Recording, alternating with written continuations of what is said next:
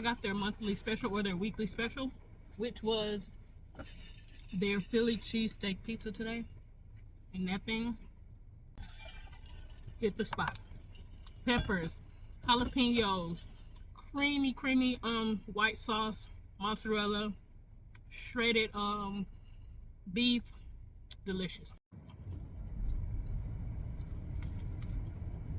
So good. V's Pizza, go try it out.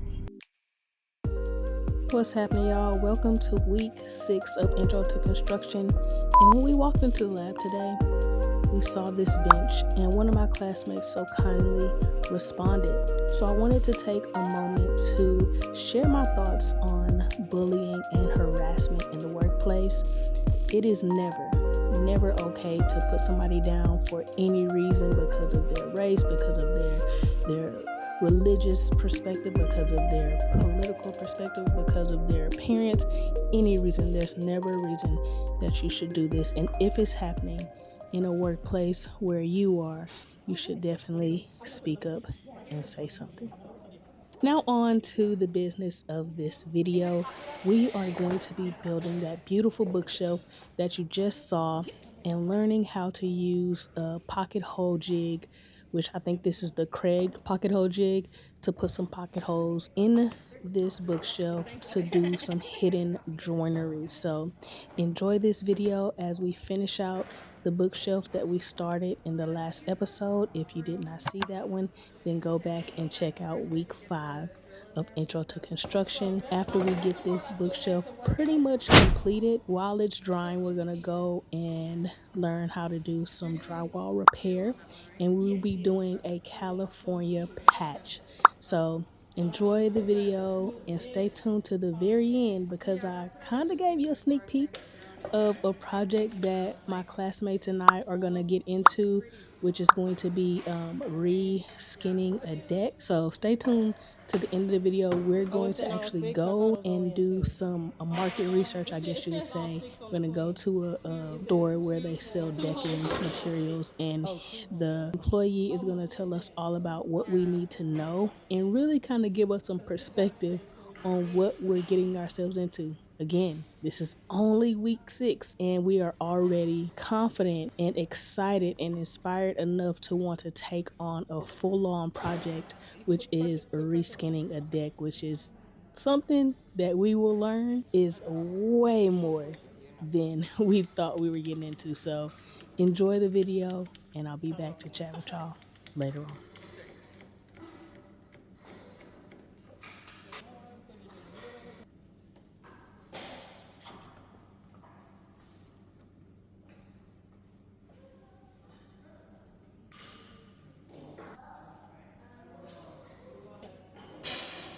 That should give you some good clearance. And if you're 2x4, so there, I was gonna say if you can find something thinner, then this would be a lower profile, so that might help too. But it should give you enough clearance if you put it out far enough. Just know that the ones in the middle might be a little looser, so you may have to move this. Okay. So it might not be able to go all the way down. It just depends on how sturdy it actually is. Yeah, you're right. Okay, thank you.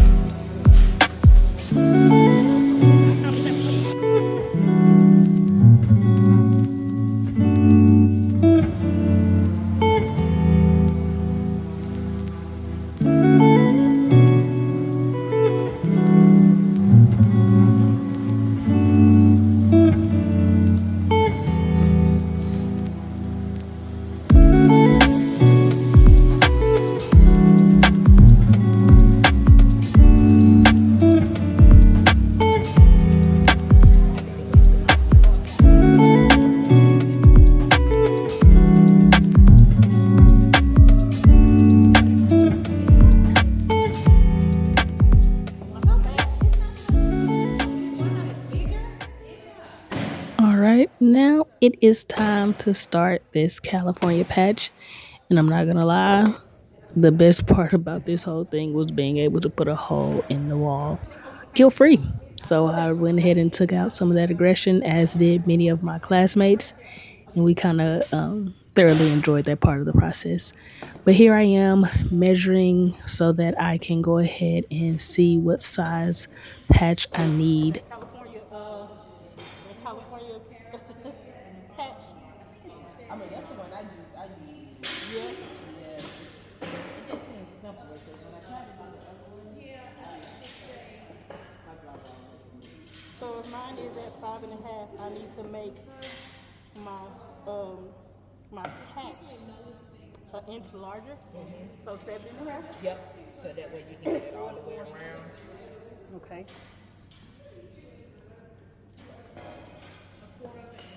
And then this is 6 inches, so perfect. That's 8. So let's just do 8 by 8. Yeah. So then you end up cutting out so you can figure out what size your patch needs to be.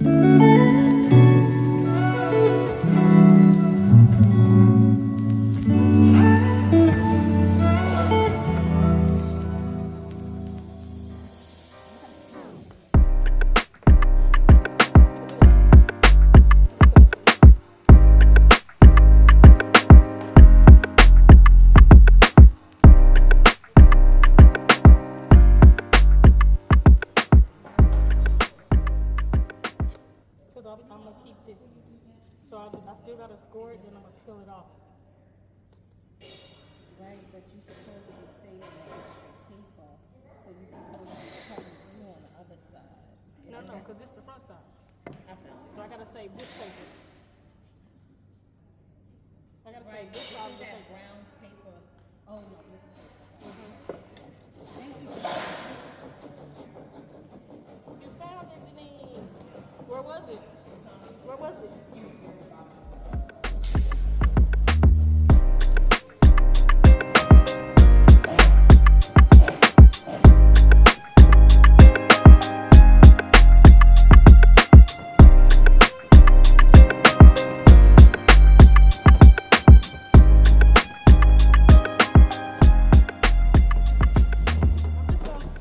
Drywall and patching this. Hey.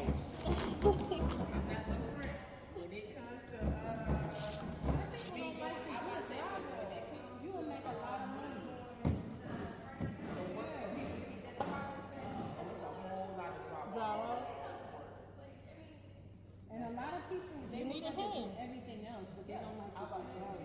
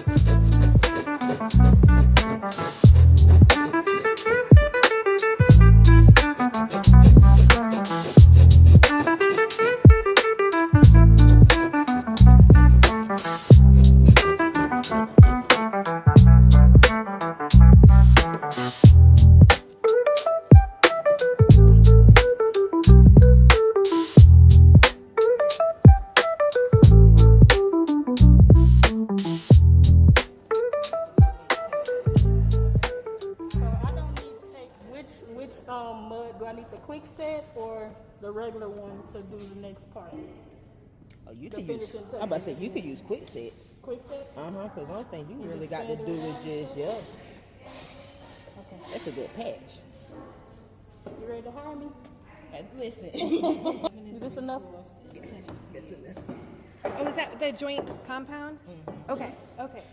Am I using the right thing?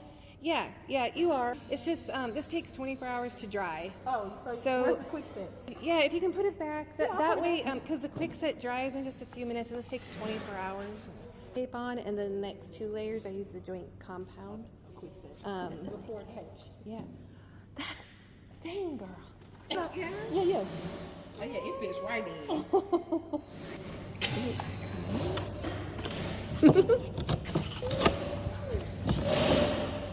So how do I Yeah. scoop Oh, the so, quick set? Or what do I need? you would take this Oh, out I need to and put then- that in yeah. first. Okay. Okay. You put the powdery goodness in here. And then you put water in there to get that creamy peanut butter consistency. Yeah, that's good. Yep. Then you're gonna put that on all the sides, and then you're gonna inset it in, and then you're gonna take your putty knife.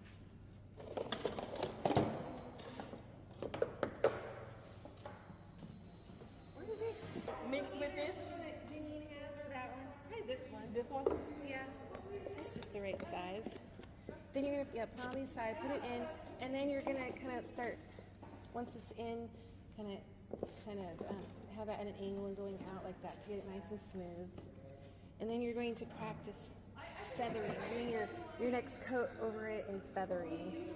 And it's kind of having it at that angle, and you're kind of going like.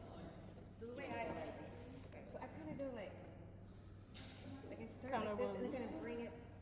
To a little like rising. Yeah, it's like kind of flat, and then I bring my hand towards me a little bit. So that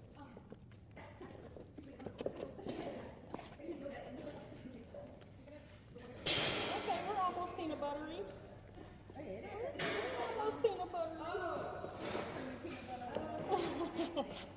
Now I just need some apples. All right, so does it matter? So it shouldn't be lumpy, No, it shouldn't be done.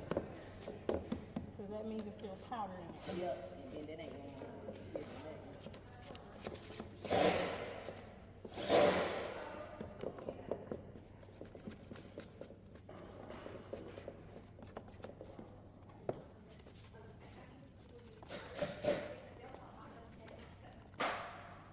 All right, consistency check.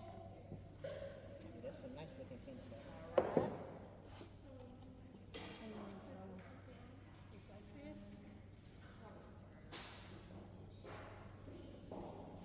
Is it on the tape or just on the sides? Just on this part. Okay.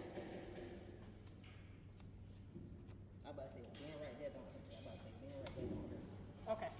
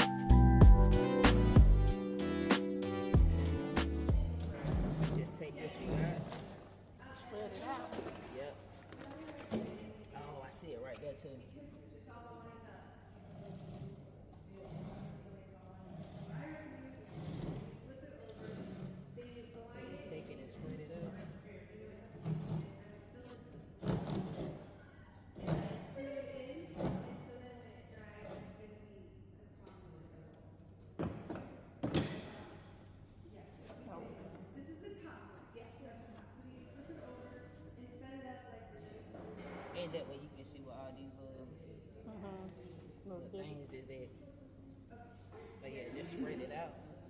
What you doing?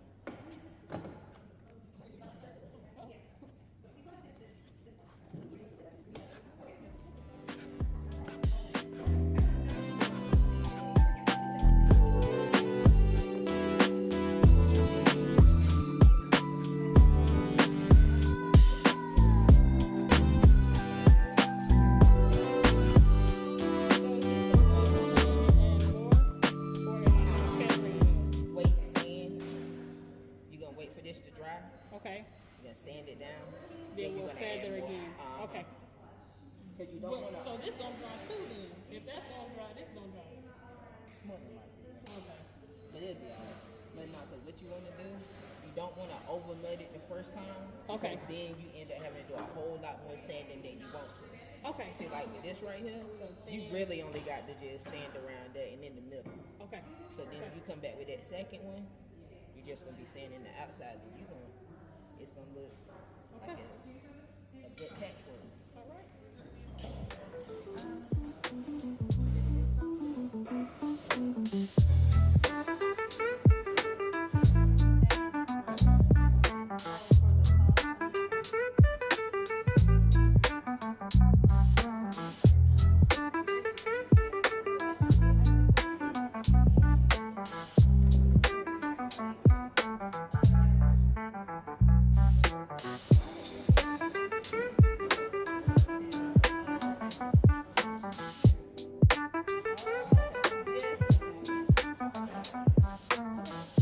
I'm still curious how you're supposed to trace that.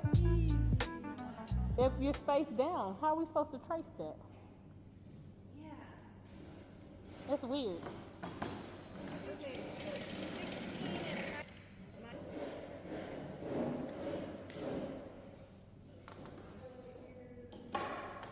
I'm gonna measure.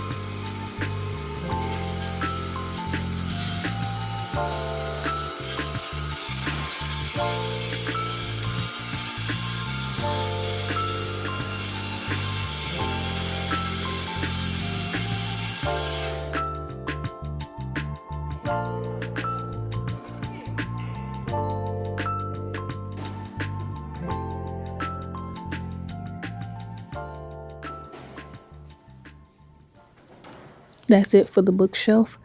On this episode, we're going to paint it and sand it and do all that next episode. But right now, we are going to head over to this deck shop where they sell deck material and kind of get a gist of what we're getting ourselves into as we embark on reskinning this deck. You can even feel the weight of it. It's solid. Yeah, it's a lot heavier. These boards are great. People buy them every day. They're fine. They work out in the environment just fine. They are capped on top or bottom. All right, on both this and that one. All right. That's what they mean by cap. Cap means that you have a plastic thing all the way around, and I will show you we sell a lot of composites. So this would be an uncapped product. Fiberon. Trex is uncapped. I'm sure everybody's heard of Trex, right? This is going to be a capped product, so it's capped all the way around. All right. Yep. We can offer you Trex. We can offer you Fiberon. We can offer you AZEK or TimberTech. We've got all those composite families. But we're the biggest supplier of this in North Carolina, so we sell a lot of this.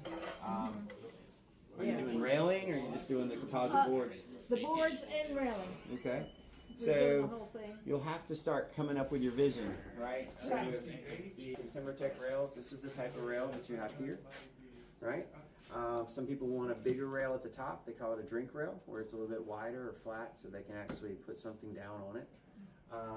They're cable rails. This is a style of cable rail where somebody is like, really wants to see their view. They want minimal obstruction. So Right. this, where they can see as much as they can. Right now we have, the old wooden bolsters with they're like 1x1s. I'd like to give you, let's see if I can grab one of these. I'm going to talk about the different collections they have. It'll give you a little bit of color that you see in there. I don't know if you've ever installed composite before. Nope. The AZEK and TimberTech and Trex and all the other companies are going to have all kinds of installation videos and whatnot to do that.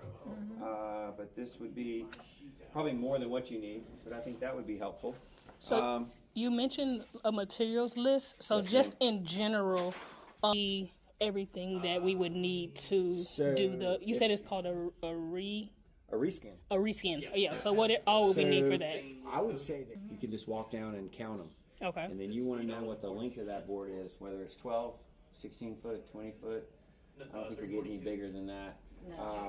And that's what you want to know. You want to know if those boards are running. Let me grab one so this makes sense. You want to know if the boards are running perpendicular or parallel to the house. I assume they run parallel. Okay, that's perfect. Ultimately, you should be able to take your deck boards up and be able to install that composite just to the frame that's already down there. If that framing is nice and clean and square and straight and planed and so forth. One of the things we'll highly recommend when you do this is to add something called, I call it grip tape, G-tape, whatever.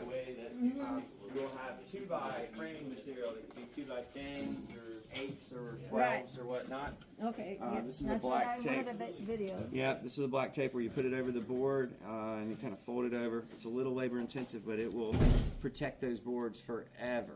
I shouldn't say forever, for a long time, so that water is not seeping into that and so forth. G-tape or grip tape we'll highly recommend too. I would say what you really need to do is you need to look at all those colors that you see over there.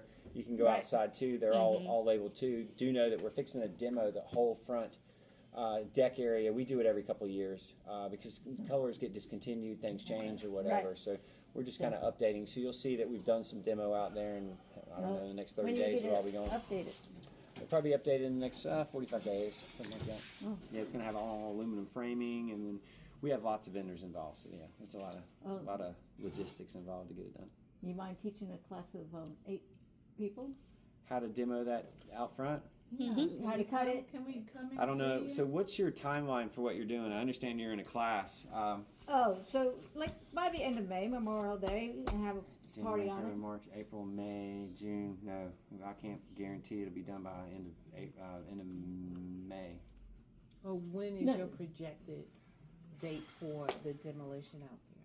I'd say 45, 60 days. They'll probably demo it in the next couple weeks or something like that, and then they'll put aluminum framing down on top of that. When you say they, This would be the vendors Oh, and the the people that get to install it, not us personally.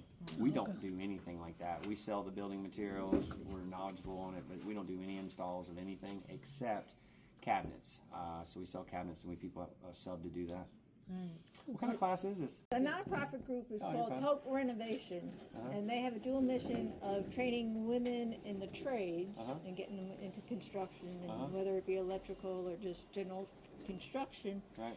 And then their second part of their mission is to help people age in place in their homes. So they're out of Carborough, so a lot of the work is in Orange County, but they would love to expand into Wake County. That's what I hear about us. Our class is right there at Wake Tech. Wake Tech. So Yeah. right down That at makes the sense. Vic, Okay. but I found it because was at the Southern Ideal Show. Foot is kind of what that composite with the slot out of the bottom. sorry, bad writing. So Slot. basically a 12-foot board would cost you $56.24. Yep. So 12 foot would be Plus $56.24 plus tax. And then let's do a board. Let's go up like a family or two. Let's do one that doesn't have a slot at the bottom. My guesstimate is the current deck is 24 by 12. So what I want you to do is look at any color you want, and I'll send you any color. I'll let you take any color sample out of here you want. But I would say get to your house, count how many deck boards you have on that deck now. Tell me what the length of that, or figure out what the length of. Now he's fixing to get into a level or two up. So this is the entry level right here, which is a great board. To move up to a legacy collection, it's going to put you at $5.47 a linear foot. That's not too. So if you go home and you count those deck boards we're talking about, and you figure out the length, you're going to know pretty quick what just the composite would cost you. Now there's going to be hardware and screws and whatever. Right. But I would say do that math sometime this weekend or when you get home, and I'm going to give you my card, and then you call me. As far as us being able to do much training, we're not going to be a great source of that. We'll be a good source of, I'll tell you another thing that I can do. So what I was going to say is we sell material every day. We sell stuff. We're kind of we're kind of a bougie lumber yard in the sense that our material is a little bit high end. They have framing lumber that people build houses for every day. So they have framing and they have premium framing. So we buy the premium framing. Home Depot and Lowe's is going to have your normal framing, right? So when people get stuff from us, they don't usually cull through the whole thing and they have to throw away 20 or 25% because it's bowed, warped, checked, cracked, knots or stuff like that. Our stuff is pretty clean type stuff. With that a little bit more expensive composite now, that's across the board everywhere, right? So there is one thing that might interest y'all is we have something called a coal pile. So material that cracks, checks, maybe is not aesthetically beautiful to everybody else. If you're doing some type of community service type stuff like that, I often will let people come take that material or buy all that material at a really economical cost too. So that's where I see we could maybe benefit you some. I mean, it'd be good for you just to get an idea of what you've got sitting there right now, and that'll give you a pretty close price to what those composite boards would be. You probably add $300 to $500 for hardware, maybe $100 for G-tape. So whatever you come up with there, you might want to add $600 or $700 to, and that'll give you an idea of what that composite might cost. Now you can come back to me too and say, "This is what I've got. This is what I've got," and or take a picture or send it to me, and I can help too. Then you're not even into the railing yet, right? So railing would be a whole different ballgame. Right. A low price, a middle, and a high, right? You always have to take into account that they have trucks, they have tools, they have this and that you're not investing in out of the gate, because you may find as you're doing this, wow, I need this tool, or I might need that tool, or something like that along the way.